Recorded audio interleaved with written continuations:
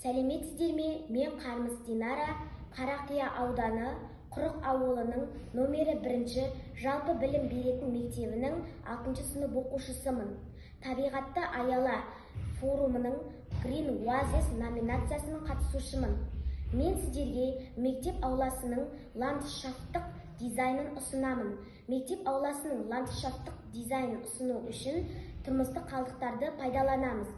Оларға арнайы қалыпқы, түтікшелер, таяқшалар, қатты картон және қиюға арналған құралдар, ыстық желім, бояулар, ермек саз және жапырақты жіпшелер мен әртүрлі түсті дәнді дақылдарды қолданамыз.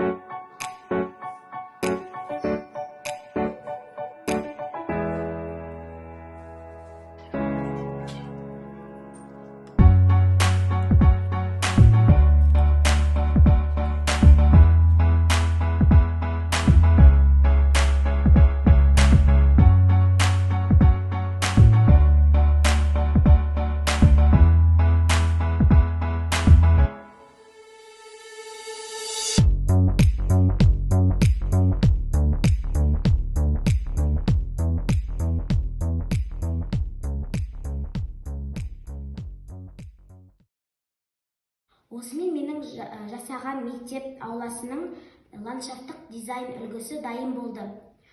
Бұл мектептің үлгісі өте ерекше, және де ол математикалық есептеуді қажет етеді. Ал бұл барлық оқушылар, балалар ойнайтын ойын алаңы.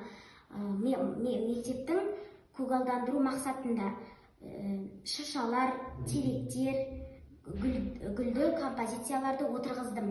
Ал бұл жасыл желекке оратылған лабиринт арқылы оқушылар осы телескоп құралын пайдалануға мүмкіндіктері бар.